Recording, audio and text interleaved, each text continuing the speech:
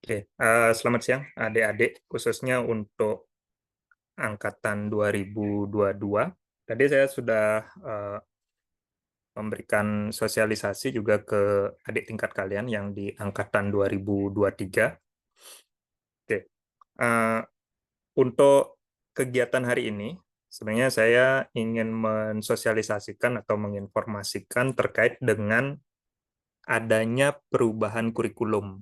Mungkin adik-adik sudah dapat kabar ataupun mengetahui informasi terkait ini. Jadi di lembaga itu saat ini sedang melakukan revitalisasi kurikulum, artinya perubahan kurikulum dari yang kurikulum sebelumnya itu kan yang berjalan adalah kurikulum 2020 yang sedang adik-adik gunakan.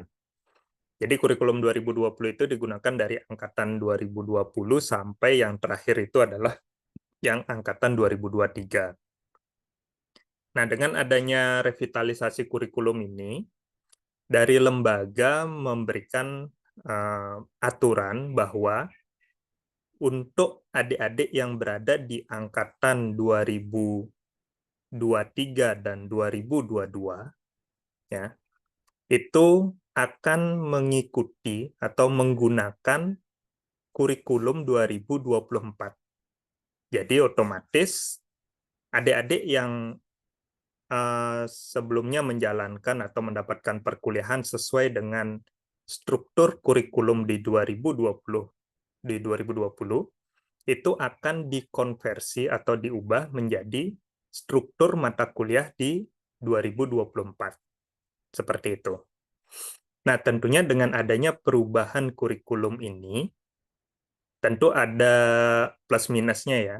Jadi ada bisa jadi ini ada agak merugikan kalian ataupun bisa jadi di sebagian yang lain itu justru menguntungkan. Nah, namun apapun itu konsekuensinya ya namanya sebuah kebijakan ataupun produk perubahan peraturan ya mau tidak mau kita harus terima bersama gitu.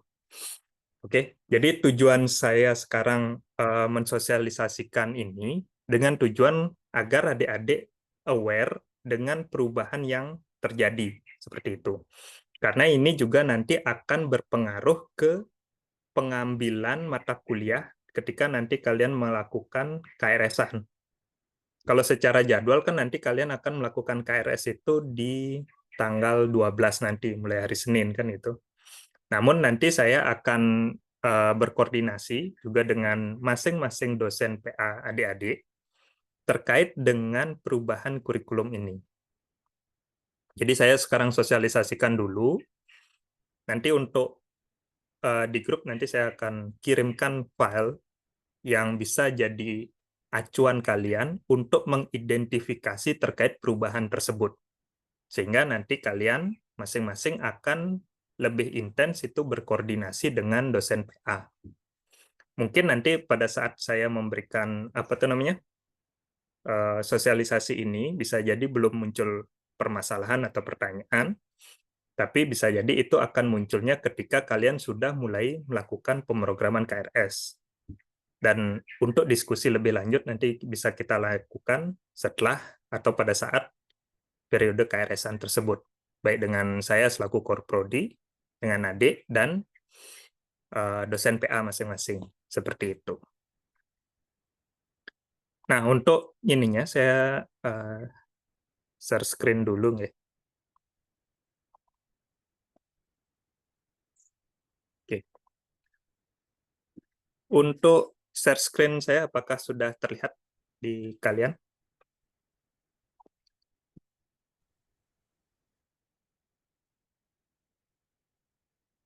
Oke, mudah-mudahan Sudah, sudah Pak.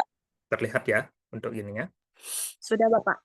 Ya, jadi terkait dengan perubahan kurikulum di 2024, di sini ada beberapa catatan yang secara umum yang terjadi sebenarnya. Jadi yang pertama mungkin kalian tidak terlalu aware sih untuk gininya, tapi at least itu saya sampaikan. Jadi ada perubahan dari visi prodi yang sebelumnya visi organisasi itu menjadi visi keilmuan. Nah, seperti apa perubahannya nanti bisa kalian cek di web SI mungkin nanti itu kan ada visi prodi seperti apa nanti perubahannya menjadi apa kan itu. Nah, yang ini ada perubahan dari sisi visi. Tentu ini juga nanti karena sekarang basisnya visi keilmuan, artinya prodi SI itu nantinya lulusannya bisa ngapain kan gitu. Ya. Nah, untuk mendukung visi tersebut maka itulah yang menjadi dasar adanya perubahan struktur kurikulum, termasuk implementasinya nanti ya dampaknya itu ke mata kuliah yang akan diajarkan. Seperti itu. Nah, jadi itu ada perubahan visi. Kemudian perubahan yang terjadi berikutnya adalah adanya mata kuliah TPB istilahnya, atau tahap perkuliahan bersama. Kalau sebelumnya kalian di kurikulum 2020 itu kan tidak ada mata kuliah TPB. Ya, jadi per prodi itu berdiri sendiri. Kalau sekarang tidak. Jadi ada mata kuliah yang diajarkan itu sesuai dengan rumpun keilmuannya. Sebenarnya kalau bisa dibilang kayak MKWU itu kan sebenarnya mirip mata kuliah TPB, tapi itu sifatnya general ya. Jadi seperti Pancasila, kewarganegaraan, bahasa Inggris, bahasa Indonesia itu kan satu lembaga itu mendapatkan mata kuliah tersebut. Namun pelaksanaannya yang berbeda gitu. Nah, kalau sekarang lebih dikhususkan lagi, kalau kita di Fakultas Teknik itu ada sebenarnya 3 rumpun keilmuan. Ya, yaitu rumpun ilmu tekniknya itu sendiri, kemudian rumpun ilmu elektro dan informatika, serta rumpun ilmu kependidikan. Karena di Fakultas Teknik itu ada 3 corak ya. Jadi ada teknik kependidikan, ada teknik yang informatika dan elektro, seperti itu. Nah, khusus untuk prodi kita di sistem informasi, itu kena irisan, yaitu dari rumpun ilmu teknik dengan rumpun ilmu elektro dan informatika. Oleh karena itu, di fakultas menyepakati bahwa khusus untuk yang kena irisan rumpun ilmu teknik itu nanti akan mengambil mata kuliah matematika teknik. Kalau di kalian kan tidak ada mata kuliah matematika teknik sebelumnya kan. Yang adanya kalian di matematika itu yang terkait matematika kan hanya logika informatika. Nah, kalau sekarang untuk prodi-prodi yang kena rumpun ilmu teknik itu wajib menawarkan atau mengeluarkan mata kuliah matematika teknik. Kemudian, karena kita juga kena irisan dengan rumpun ilmu elektro dan informatika, maka wajib diajarkan juga mata kuliah sistem digital dan matematika diskrit. Yang termasuk prodi rumpun ilmu teknik itu ada beberapa ya. Jadi dari PTI, SI, Ilkom, TRPL, TRSE, PTM, PTE yang itu. Kemudian kalau yang rumpun ilmu elektro dan informatika itu kecuali PTM itu kena di rumpun ilmu elektro dan informatika. Oke. Jadi ada 3 mata kuliah atau dengan total itu 9 SKS nanti akan menempuh mata kuliah TPB namanya. Ya. Nah, kemudian perubahan yang berikutnya atau yang ketiga adalah terkait dengan jumlah mata kuliah lintas prodi. Kalau kalian lihat, itu kan semestinya semester 5 ini, kalian akan mengambil 3 mata kuliah lintas prodi. Tapi dengan aturan yang terbaru ini, di kurikulum 2024 ini, itu kalian diwajibkan untuk mengambil 12 SKS mata kuliah lintas prodi, atau 4 mata kuliah. Ya. Kalau yang awalnya 3, sekarang ditambahkan menjadi 4 mata kuliah. Oke. Nah, untuk pilihan mata kuliahnya nanti akan diinformasikan lewat dosen PA. Ya, mata kuliah apa saja yang bisa kalian ambil nantinya di mata kuliah lintas prodi ini.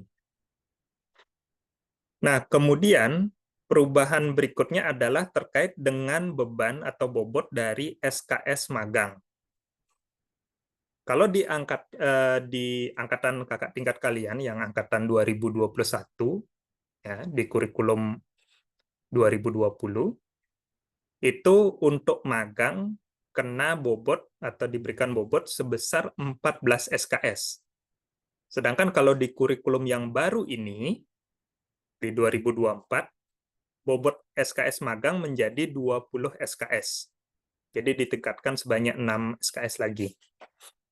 Dan ini secara khusus itu dilaksanakan di semester 7. Kalau kakak tingkat kalian, mungkin kalian tahu atau dapatkan info, kan sebelumnya itu mereka bisa magang itu di semester 6 ataupun di semester 7. Nah, sedangkan untuk yang di kurikulum baru ini, kalian diwajibkan untuk magang itu hanya di semester 7. Jadi satu angkatan nanti kalian ketika menginjak ke semester 7, itu kalian akan magang semua. Gitu. Oke. Nah, itu terkait dengan magang. Kemudian yang ini mungkin saya kurang tahu, kalian akan menganggapnya ini sebagai berita baik atau berita buruk ya. Untuk KKN, ya, KKN kalau kalian kan saat ini sedang menjalankan kurikulum 2020 sehingga wajib mengambil KKN. Nah, kalau di kurikulum 2024 yang sekarang, KKN itu tidak lagi diwajibkan. Oke, jadi menjadi mata kuliah pilihan dengan bobot 3 SKS di program di semester 7, berbarengan dengan magang. Namun untuk pelaksanaannya tetap berada di jeda semester. Jadi antara 6 ke 7. Seperti kalian kalau sekarang kan jeda dari 4 ke 5.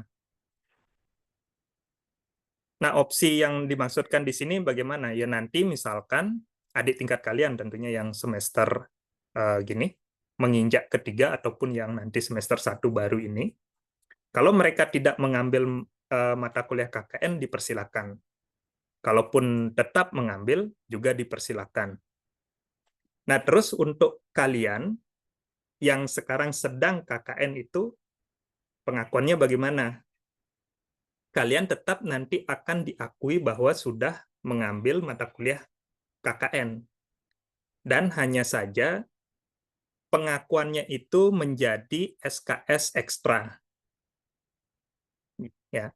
Jadi menjadi tambahan SKS dari total syarat kelulusan untuk di Prodi SI. Untuk informasi, untuk syarat di kurikulum 2024 ini, kalian dinyatakan lulus itu dari Prodi SI dengan mengambil atau menempuh mata kuliah sebanyak 149 SKS. Ya. Nah, karena kalian sekarang sedang mengikuti atau sudah mengambil KKN, maka nanti di transkrip nilai kalian, khusus untuk kalian ini, yang akan menginjak ke semester 5, itu ada penambahan lagi 3 SKS. Sehingga total nanti di transkrip kalian itu akan tertera sebanyak 152 SKS. Seperti itu. Ya. Jadi itu sedikit perubahan. Mudah-mudahan bisa ditanggapi dengan positif terkait dengan perubahan dari aturan KKN ini. Sebenarnya sempat saya mencoba untuk mengusulkan kira-kira bisa enggak KKN yang sedang kalian ikuti ini diusulkan ke mata kuliah pengakuannya itu ke mata kuliah lintas prodi. Namun dari pimpinan juga itu belum bisa mengakomodir untuk itu. Melainkan hanya bisa diakui sebagai mata kuliah pilihan. Jadi sebenarnya kalian nanti sudah bisa diakomodir itu ke jumlah SKS perolehan kalian. Gitu. Oke. Jadi ini terkait dengan KKN. Nah, kemudian perubahan yang berikutnya itu adalah terkait dengan bobot dari tugas akhir atau skripsi kalau yang tertera di mata kuliah kurikulum kalian di 2020. Dengan pembagian seperti ini. Jadi tugas akhir itu dari 10 SKS itu terdiri atas 2 SKS seminar proposal ini di program atau diambil di semester 6. Kemudian seminar hasil 4 SKS ini di semester 8, dan skripsi itu sendiri di semester 8 sebanyak 4 SKS. Nah, khusus untuk seminar hasil dan skripsi, ini meskipun secara administratif atau yang secara struktur kurikulum terteranya di semester 8, itu tetap bisa diprogramkan di semester 7. Jadi dia muncul di genap ataupun di ganjil. Sedangkan kalau di seminar proposal ini, itu munculnya di semester 6. Oke. Nah, ini ada gininya terkait dengan tugas akhir. Kemudian yang terakhir, catatan perubahan untuk kurikulum 2024, yaitu adanya semester antara atau semester peralihan ya. Jadi ini dilaksanakan atau bisa diadakan oleh lembaga itu di jeda peralihan semester dari genap ke ganjil. Jadi seperti sekarang, misalkan dari peralihan antara semester 2 menuju semester 3, atau peralihan dari semester 4 menuju ke semester 5. Dan lagi satu, peralihan antara dari semester 6 dan semester 7. Hanya saja untuk regulasi ataupun implementasi terkait dengan semester antara ini, atau semester jeda ini, dari lembaga belum mengeluarkan teknisnya seperti apa, namun dari informasi yang saya peroleh, semester antara ini kalian bisa mengambil mata kuliah, baik untuk tujuannya itu perbaikan nilai, ataupun untuk mengambil ke mata kuliah yang belum diambil. Itu informasi terakhir. Hanya saja dibatasi jumlah SKS pengambilannya. Tentu tidak sebanyak mata kuliah di reguler, artinya di semester reguler. Nah, mungkin nanti untuk detail teknisnya seperti apa, tentu kita akan menunggu informasi lebih lanjut dari lembaga terkait ketentuan bagaimana pelaksanaan semester antara ini. Oke. Jadi itu sedikit catatan terkait dengan perubahan kurikulum. Nah, kemudian untuk yang ini, ya, saya tampilkan terkait dengan perubahan struktur dari kurikulum. Yang tentunya nanti kan sebenarnya kalian akan berdampak, kalian sudah berada di sampai menuju ke semester 5 ini, itu mata kuliah apa saja yang bisa diakui ke struktur kurikulum yang sekarang. Jadi misalkan dari perubahan ini nanti tentu kalian tidak perlu mengambil lagi. Dengan catatan itu mata kuliah yang sebelumnya di kurikulum 2020 sudah harus lulus. Kalau belum lulus ya terpaksa harus mengambil dengan nama ataupun letak semester itu yang bersesuaian di kurikulum 2024. Oke. Nah, untuk strukturnya bisa dilihat seperti ini ya. Semester 1, ya, ini yang di kurikulum 2024, itu ada MKWU, yaitu Pancasila dan Bahasa Inggris.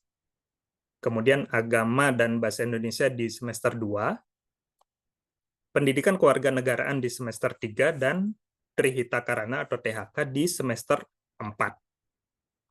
Kalau di kurikulum kalian yang di 2020 itu, MKWU kan terbagi menjadi 3 mata kuliah MKWU di semester 1 dan 3 mata kuliah MKWU di semester 2.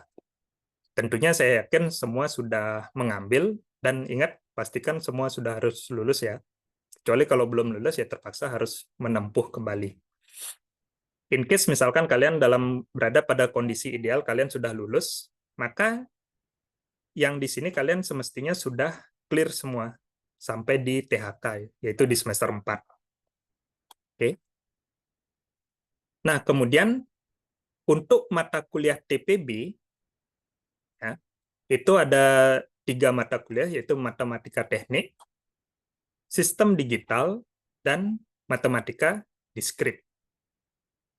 tentunya kalian kan sebenarnya belum pernah mengambil mata kuliah ini. Namun dari prodi itu mengekuivalensi atau mengambil pengakuan dari mata kuliah logika informatika. Jadi satu nilai mata kuliah logika informatika ini akan diekuivalensi ke 3 mata kuliah TPB. Sehingga misalkan kalian mendapatkan mata kuliah logika informatika itu nilainya A misalkan. Maka otomatis nanti di matematika teknik, sistem digital, dan matematika diskrit, nilai kalian akan A juga. Dan dianggap sudah mengambil itu. Ya, sehingga kalian tidak perlu menempuh TPB lagi sebenarnya. Namun bad news-nya adalah jika kalian tidak lulus atau belum lulus mata kuliah logika informatika ini, ya, maka kalian terpaksa diwajibkan untuk mengambil 3 mata kuliah TPB ini. Jadi kalian harus mengambil matematika teknik, sistem digital, dan matematika diskrit. Gitu. Ya. Jadi silakan dicek-cek lagi nanti KHS-nya apakah kalian sudah lulus untuk mata kuliah ini atau belum. Gitu. Kalau yang sudah, tentu diuntungkan ya, karena otomatis kalian nanti akan surplus 9 SKS sebenarnya. Jadi dengan modal satu mata kuliah, kalian sudah mendapatkan pengakuan di 3 mata kuliah yang berbeda. Sedangkan bad news-nya ya bagi misalkan adik-adik yang belum lulus, terpaksa harus mengambil ke 3 mata kuliah ini. Gitu. Nah, kemudian untuk yang semester 1 berikutnya ada pemrograman dasar. Ini merupakan ekuivalensi dari mata kuliah algoritma dan pemrograman.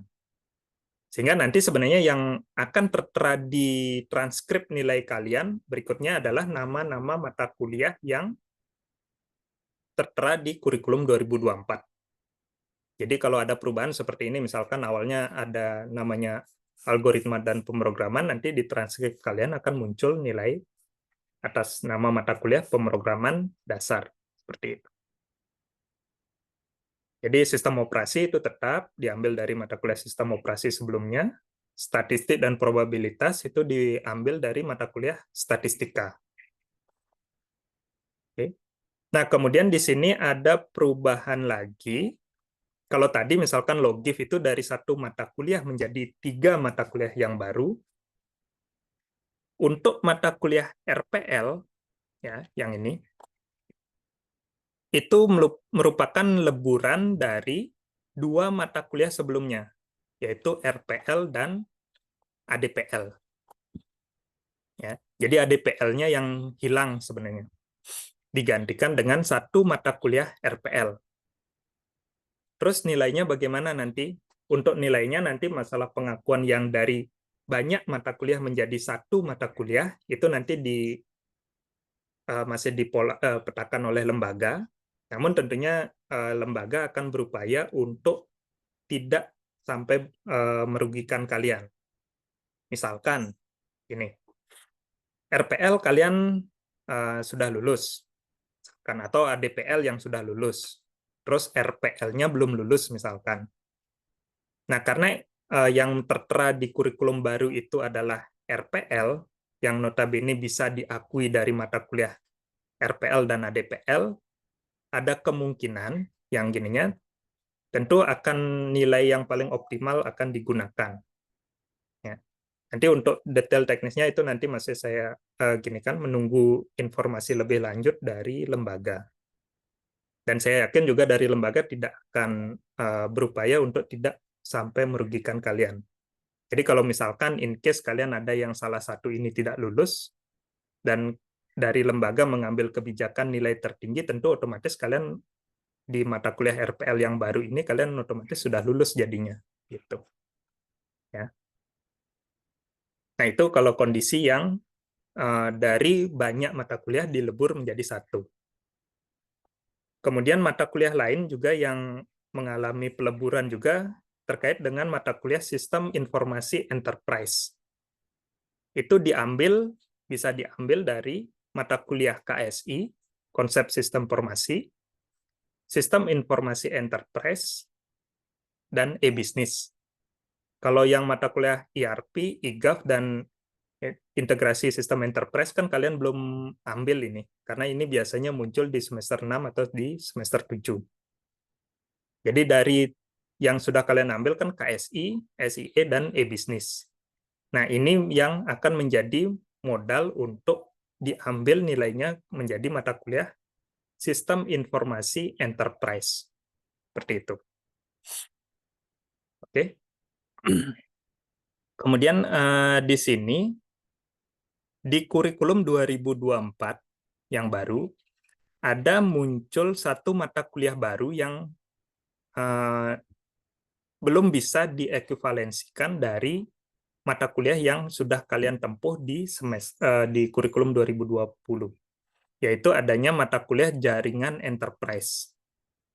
Jadi mata kuliah jaringan enterprise ini sebenarnya mensyaratkan bahwa kalian harus sudah mengambil mata kuliah jaringan komputer.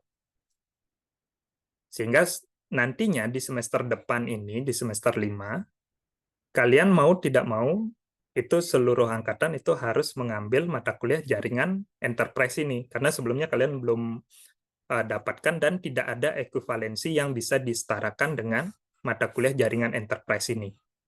Itu. Oke. Jadi ini mungkin bisa termasuk bad news ya untuk ekuivalensi ini.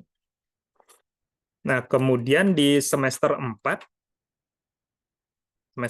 itu secara umum kalian sebenarnya sudah tempuh ya. Yang menjadi perubahan sedikit di sini untuk yang di semester 5. Semester 5 ini kan ada mata kuliah tata kelola dan audit TI. Kalau sebelumnya mata kuliahnya namanya adalah mata kuliah tata kelola SITI. Kalian sudah dapatkan itu di semester 4. Nah, untuk di kurikulum 2024 yang sekarang, mata kuliah tata kelola ini bergeser menjadi semester 5. Tentunya mestinya semester depan kalian mengambil mata kuliah tata kelola. Nah, karena kalian, misal saya asumsikan semua sudah lulus ya di mata kuliah tata kelola ini semester lalu, sehingga kalian tidak perlu lagi mengambil mata kuliah tata kelola dan audit TI. Karena sudah diekuivalensi dari nilai di semester sebelumnya. Jadi, anggapannya, tata kelola tidak kalian ambil, namun digantikan dengan pengambilan mata kuliah jaringan enterprise ini di semester 3 tadi. Gitu. Ya. Kemudian yang mengalami peleburan di sini juga ada mata kuliah e-business. Kalau teknopreneur kan sebenarnya kalian belum ambil, dan sebenarnya kalau ini merupakan mata kuliah lintas prodi yang ditawarkan untuk prodi lain. Sehingga otomatis nilai kalian yang ada di e-business ini otomatis nanti akan diekuivalensi ke mata kuliah Digital Innovation dan Entrepreneurship. Seperti itu. Sehingga nanti di semester 5 kalian, itu kalian akan mengambil mata kuliah lintas prodi 1, 2, 3, dan 4, kemudian jaringan enterprise, manajemen, layanan TI. Gitu.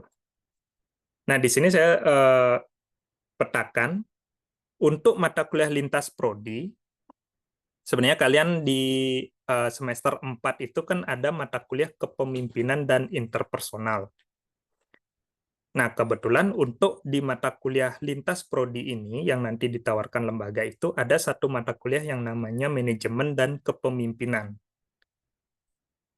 Sehingga dari prodi itu mengusulkan bahwa seluruh nilai yang kalian dapatkan di mata kuliah kepemimpinan dan keterampilan interpersonal ini diekuivalensi ke mata kuliah lintas prodi khususnya manajemen dan kepemimpinan tersebut. Ya. Sehingga jika itu bisa dilakukan, maka cukup kalian tinggal mengambil mata kuliah lintas prodi itu sebanyak 3 mata kuliah lagi. Karena yang satunya sudah diekuivalensi dari mata kuliah ini. Gitu. Ya.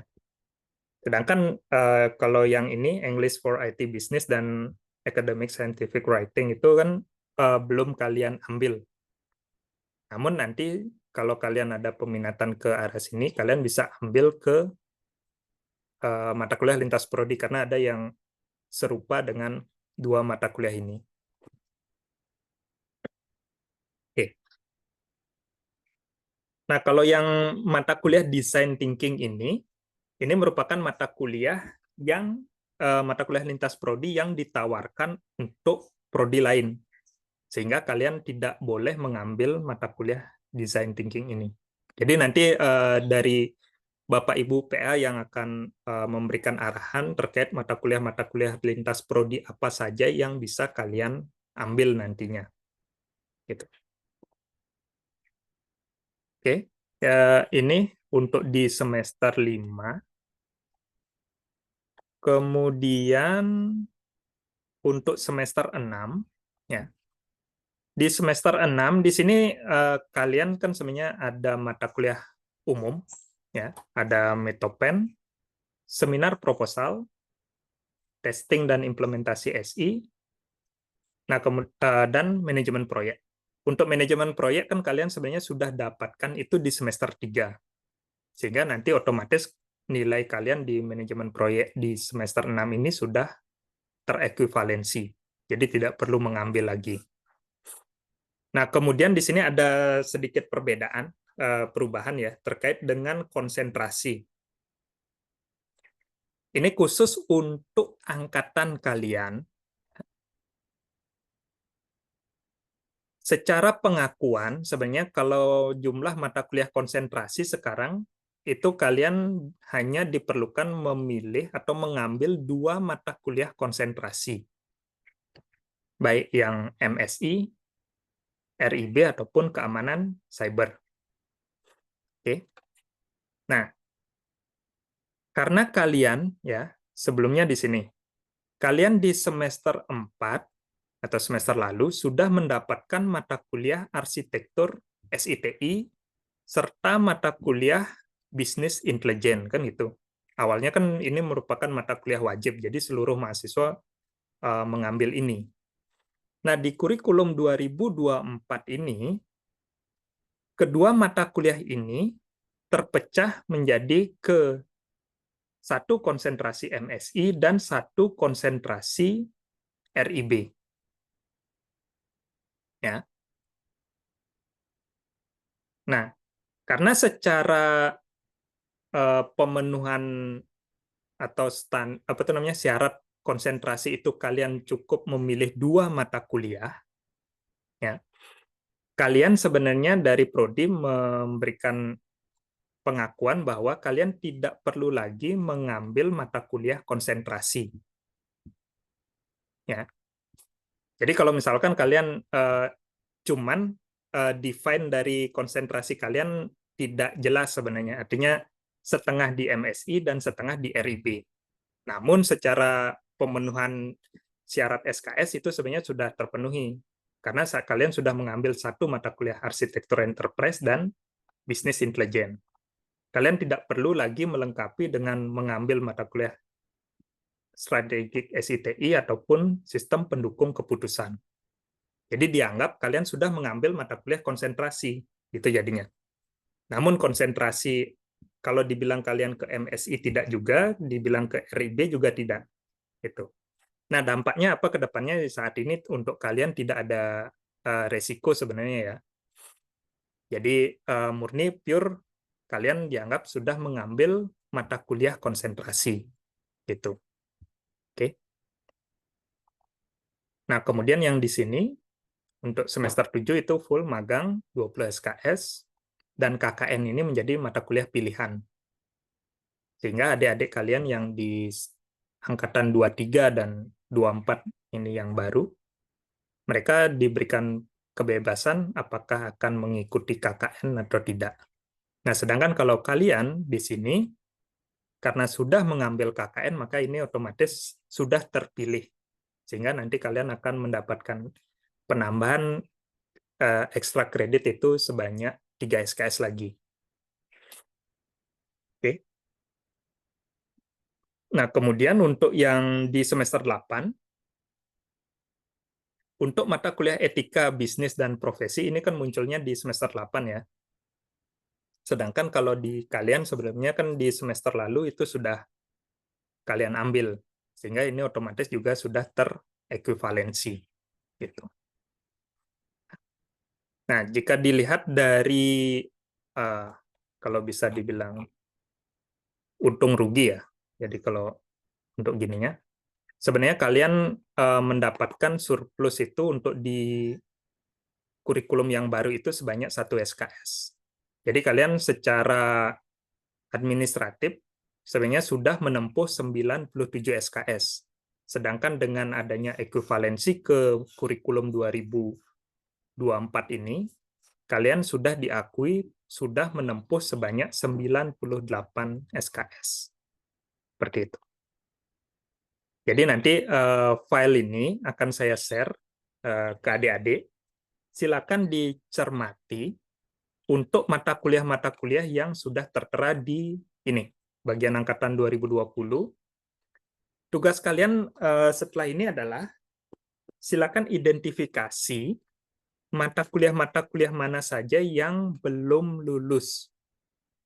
Ya, khususnya yang belum lulus. Nanti dicek gininya, diberikan tanda, nanti silakan koordinasikan dengan dosen PA masing-masing. Karena itu nanti akan menjadi dasar apakah di semester depan kalian harus mengambil mata kuliah apa saja. Yang tadi saya sampaikan secara umum itu adalah kasus ideal kalau kondisi kalian itu lulus semuanya. Artinya dari mata kuliah semester 1 sampai mata kuliah semester 5 ini, sampai KKN ini, dalam kondisi kalian sudah lulus. Makanya sekarang untuk kasus personal, silakan kalian identifikasi mata kuliah mana saja yang belum lulus. Mudah-mudahan untuk yang logika informatika ini sudah lulus semua ya, karena ini yang cukup berat. Oke. Jadi beratnya ya karena terpaksa kalian harus mengambil ke 3 mata kuliah TPB. Seperti itu. Kemudian yang analisis proses bisnis ini diekuivalensi ke manajemen proses bisnis. Jadi hanya ada perubahan nama dan pergeseran semester. Itu. Kemudian yang analisis desain perangkat lunak di sini diakui 0 ya karena mengambil salah satu baik nilai RPL ataupun nilai ADPL nantinya. Jadi ini sama.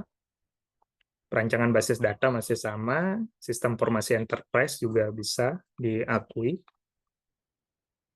Ya. Jadi itu kurang lebih untuk informasi terkait dengan perubahan struktur kurikulum di 2024. Jadi mulai semester depan kalian akan menjalankan atau menggunakan kurikulum 2024 ini. Mudah-mudahan dari ekuivalensi ini tidak terlalu banyak yang mengalami kendala ataupun permasalahan. Ya. Oleh karena itu sekarang sampai hari Senin, jadi mungkin hari Senin kalian belum bisa KRS-an dulu karena nanti Senin saya dan dosen-dosen PA adik-adik itu akan berdiskusi dulu untuk persiapan mengakomodir kendala-kendala yang akan kalian hadapi saat ekuivalensi ini. Ya. Jadi sekarang kalian di tempat KKN masing-masing silakan mulai berdiskusi ataupun mengidentifikasi dari daftar ini mata kuliah apa saja yang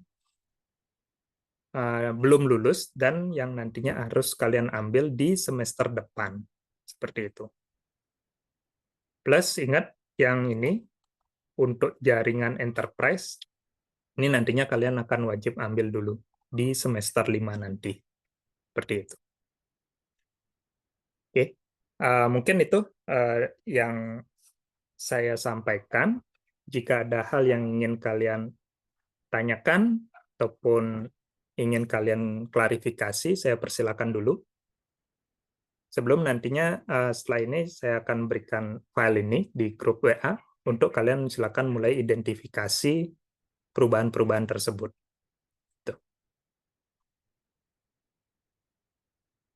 Oke, Putri, silakan. Baik, selamat siang Pak. Mohon maaf belum bisa on cam karena masih di lokasi KKN. Izin bertanya, tadi saya lihat untuk di kurikulum 2024 di semester 5, Hmm, sepertinya semester 5, Yang itu ini. ada pengambilan manajemen layanan TI.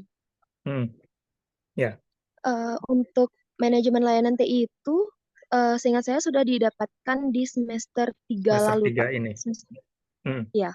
Ya, Jadi oke. apakah perlu diambil lagi atau tidak ya? Karena tadi Bapak bilang diambil lagi. Oke. Saya untuk gininya terlewat ya. Untuk yang ini nanti kalian adik-adik identifikasi di sini. Untuk di kolom ini kan adalah mata kuliah kemunculan di kurikulum 2020 tersebut. Jadi misalkan bahasa Inggris muncul di semester 2, nanti kalian identifikasi kalau yang sudah lewat dan kalian sudah ambil, sudah lulus juga, maka itu tidak perlu diambil lagi gitu. Sehingga otomatis nanti akan terekuivalensi. Nah, tentu benefitnya adalah seperti ini.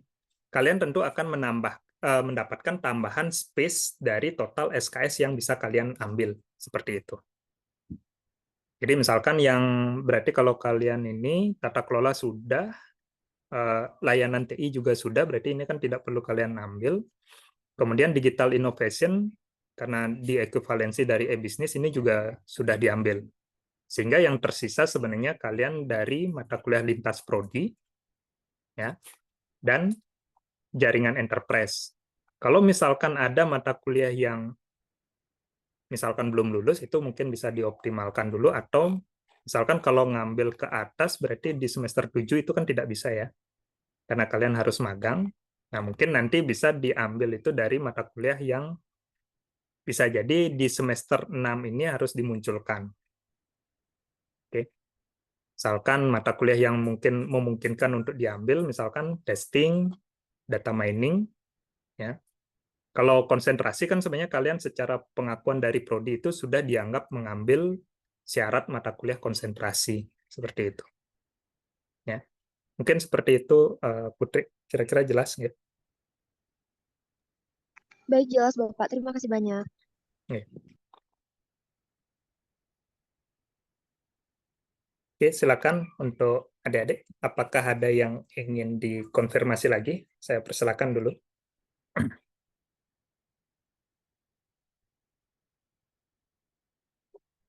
Mungkin nanti sebenarnya kalau prediksi saya itu yang pertanyaan-pertanyaan baru akan lebih muncul itu ketika kalian sudah mulai melakukan KRS gitu. Tapi tidak apa-apa, dari sekarang paling tidak saya menginformasikan secara umum dulu. Jadi setidaknya kalian aware dengan perubahan ini dan bisa menyiapkan strategi kira-kira seperti apa nanti kalau ada kendala, dan mari kita cari solusinya bersama seperti itu sih. Oke, eh, saya berikan kesempatan dulu ke kalian kalau misalkan ada hal yang ingin diklarifikasi.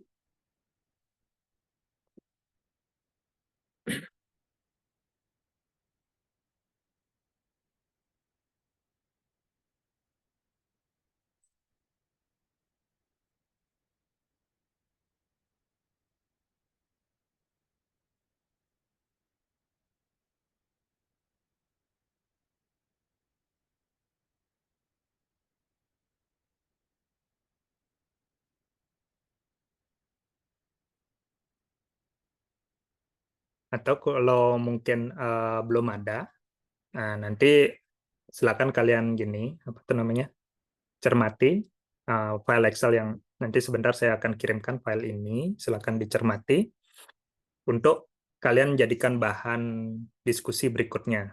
Ya, in case misalkan kalau ada kalian menemukan sesuatu ataupun ingin dikonfirmasi di luar dari uh, Zoom ini, nanti silakan bisa tanyakan ke saya ataupun ke dosen PA adik-adik. Cuman nanti mungkin secara teknis lebih detail itu kalian bisa diskusi dengan dosen PA masing-masing, karena yang tahu lebih detail riwayat uh, akademik kalian kan dosen PA. Jadi silakan bisa berkoordinasi untuk bisa kita carikan solusi bersama. Mungkin dari saya itu saja ya untuk sosialisasi hari ini. Saya ucapkan terima kasih atas partisipasi adik-adik. Semoga apa yang tadi saya sampaikan itu bisa memberikan gambaran umum terkait dengan perubahan struktur kurikulum ini. Seperti yang saya sampaikan tadi di disclaimer awal, ya apapun yang namanya kebijakan tentu menimbulkan dampak positif negatif, tapi mari kita simak ataupun tanggapi itu dengan hal yang positif, sehingga aturan yang diberlakukan oleh lembaga bisa kita jalankan, bisa kita terima dengan baik secara bersama-sama. Dan ingat, kalian sekarang sedang mengikuti KKN. Tadi karena saya sampaikan bahwa KKN itu menjadi program pilihan, ya mata kuliah pilihan, bukan berarti kalian langsung tidak bersemangat lagi untuk mengikuti KKN, tapi tetap ikuti dengan baik, ya. Tuntaskan tugas yang sudah kalian jalankan ini sehingga bisa menimbulkan kesan baik di masyarakat terutama. Setidaknya kalian kan sekarang di tempat KKN itu yang penting itu adalah kalian bagaimana mendapatkan pengalaman dalam bermasyarakat. Oke. Mungkin itu saja yang dapat saya sampaikan. Akhir kata saya ucapkan terima kasih. Sampai jumpa di Prodi lagi. Silakan ikuti KKN dengan baik. Kalian datang baik-baik. Nanti juga meninggalkan tempat KKN juga dalam kondisi baik. Saya ucapkan terima kasih. Sampai jumpa di sesi lainnya. Selamat siang, adik-adik semua. Selamat siang, Bapak. Selamat siang, terima kasih Selamat Bapak. siang, Pak.